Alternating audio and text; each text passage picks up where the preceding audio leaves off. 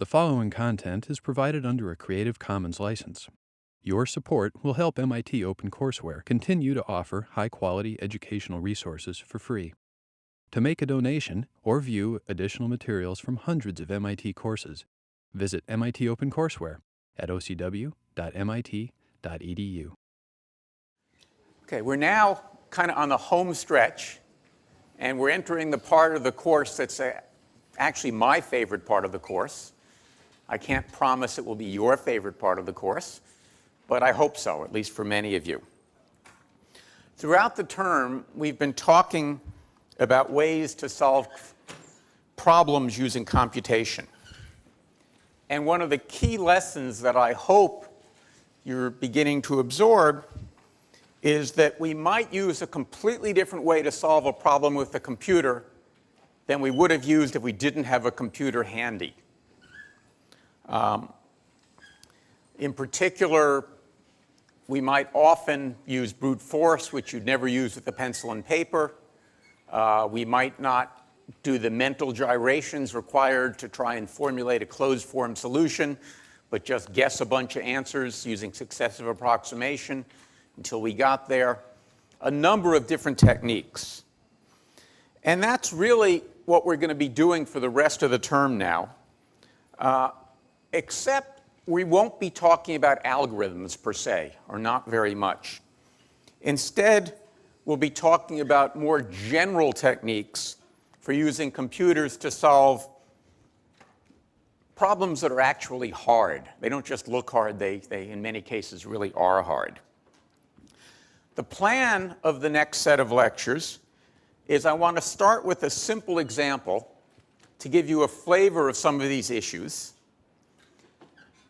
In the course of going through that example, I'll illustrate some both thinking tools and some software tools that can be used for tackling the example, then abstract from the example to try and put it in a more general framework, and then dive back down and use that framework to tackle a series of other interesting problems.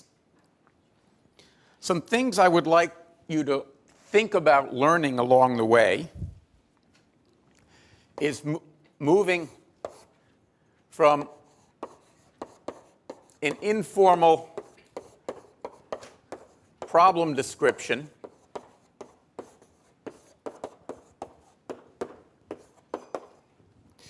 to a more formal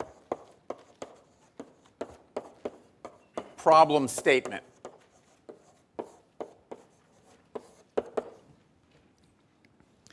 So that's in part what we did with the optimization problems, right? We looked at an informal description about optimizing your way through the MIT curriculum, and then could formulate it using sigmas and other bizarre notation to try and formalize what we were really trying to do.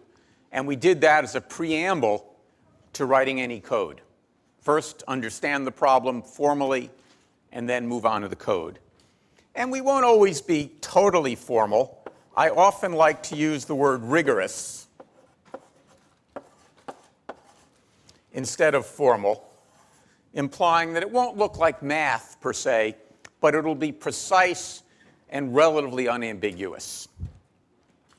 So that will be one thing that I want you to think about as we go through these problems.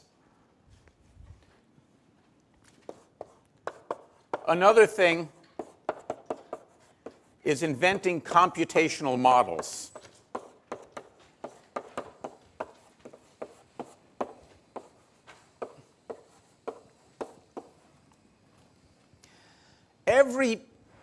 Almost every meaningful program we write is in some sense modeling the actual world.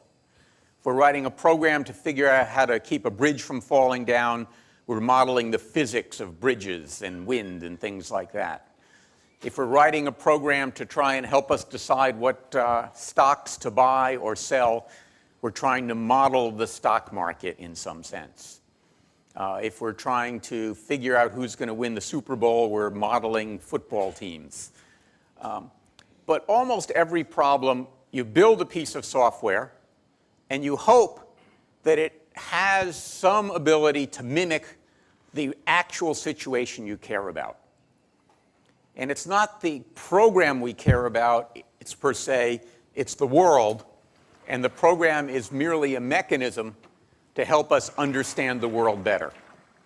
And so we're going to ask the question, have we built a good